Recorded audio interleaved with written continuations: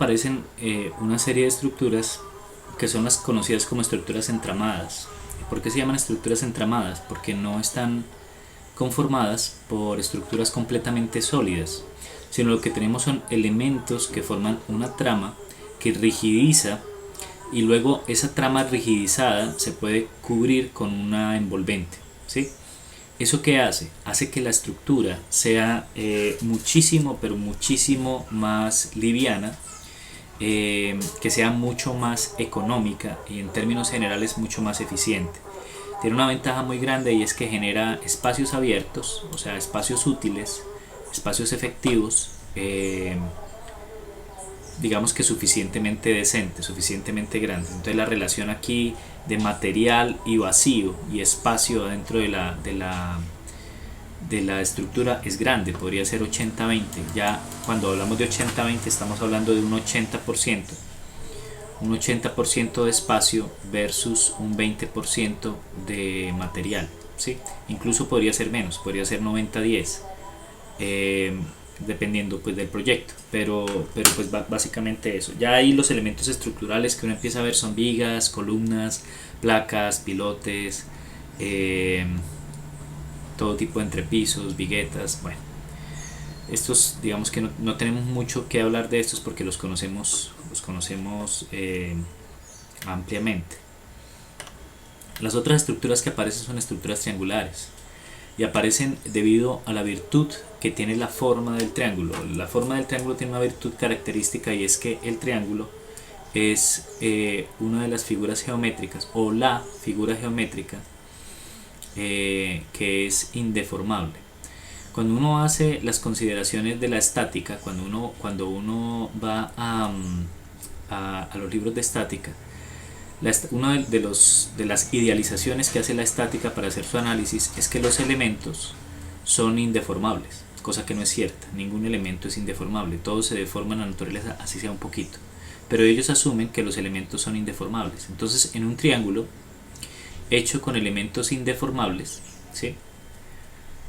Si usted aplica una fuerza a ese triángulo, perdón que la fuerza está un poco torcida, debería estar en la punta. Si usted aplica una fuerza a ese triángulo,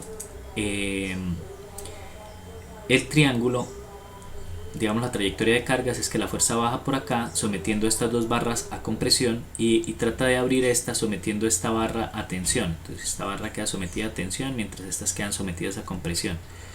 Pero como los elementos no se pueden deformar por la condición ideal de la estática, el triángulo nunca se deforma, nunca. En la vida real el triángulo soporta muchísimo antes de deformarse, pero en la vida real sí se puede deformar, porque en la vida real este elemento se puede encoger, acortar, o este elemento se puede alargar, ¿sí? Entonces, pero bueno, es la figura más estable de la naturaleza. Si usted hace lo mismo con un cuadrado y usted le coloca una fuerza por acá, pues el cuadrado inmediatamente se deforma, ¿sí? Él no presenta ninguna resistencia a la deformación. En cambio el triángulo es muy estable.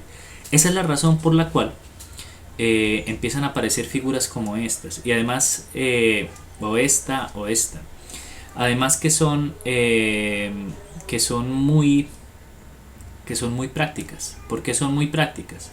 Por una razón muy sencilla, y es que usted una estructura triangular la puede armar in situ.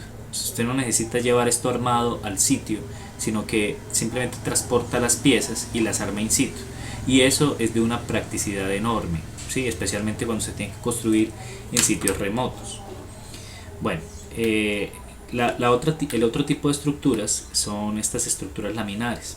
Estructuras laminares, que también lo hablábamos, que aquí en Latinoamérica hay un exponente muy grande que es Félix Candela, que tiene sus famosos cascarones de concreto reforzado, que pues tiene muchas obras. Félix Candela hizo una cantidad, e inspiró a otra gente para que también hiciera una cantidad de obras con cascarones de 5 centímetros de espesor. O sea, eso es una cosa impresionante. 5 centímetros de espesor ni siquiera es, hoy en día ni siquiera es el recubrimiento de una viga. O sea, lo que hay que dejar entre el acero y el borde de la viga es de 3 o 4 centímetros. Entonces La eficiencia de estos cascarones se debe a su forma.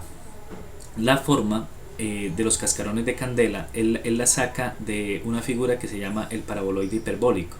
El paraboloide hiperbólico es algo muy parecido a esto, ¿verdad? Los que lo han hecho, los que lo han visto. El paraboloide hiperbólico es una figura arreglada, o sea, usted con líneas rectas puede generar un paraboloide hiperbólico, o sea, puede generar todas estas curvas. Entonces, estas formaletas que él hacía para poder fundir su obra, esas formaletas como esta se hacían con tablas. O sea, no había que hacerle curvas a la tabla ni nada. O sea, era muy fácil de hacer, pues fácil en términos de que se podían hacer con listones de madera. Pues no era fácil porque en realidad son obras monumentales. O sea, la propia formaleta ya es una obra de arte, ¿verdad? Pero bueno, actualmente ya no se construyen por su costo. Es decir, era muy costoso en términos de madera y mano de obra. Y digamos que los precios de mano de obra en esa época eran muy bajos y se podía hacer. Además estaba en un país de Latinoamérica que no tenía muchas normas. Entonces digamos que las condiciones se dieron para que prosperaran estos cascarones en la época de los 60, 70. De hecho aquí en Colombia hay 3 obras de candela. Diseñó 6, solo se construyeron 6 para Colombia. Esta otra estructura son las estructuras atirantadas, de las que digamos ustedes ya tienen referencia por la carpa que hay en la universidad, pero pues eso es una cosa mínima porque usted puede hacer una estructura atirantada súper gigante, son muy económicas para cubrir área, tienen muchas ventajas, generalmente funcionan a tensión y a compresión, ¿sí? Otra estructura es los domos geodésicos, que Mr. Fuller los puso de moda en alguna época anterior y construyó varios de ellos y desarrolló la geometría de los domos, que en realidad no había sido tan fácil de desarrollar, pero actualmente hay calculadoras de domos que te permiten generar la superficie del domo a partir de triángulos. Y estas son las estructuras, aquí está mal, no son laminares, son estructuras neumáticas.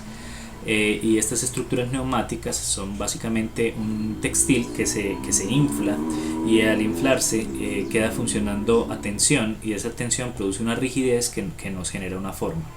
Estas figuras, estas estructuras son muy temporales, son fáciles de transportar, ligeras, desmontables, pero son temporales porque necesitan una turbina que esté constantemente generando aire para mantenerlas infladas.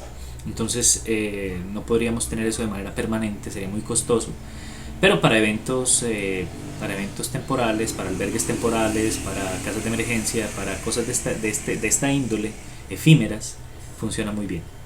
Digamos que esa es una compilación de los tipos de estructuras que nosotros podemos encontrar, ¿vale? Ahora vamos con qué nos permite construir la norma, qué nos permite construir la NSR. Eso en el próximo video.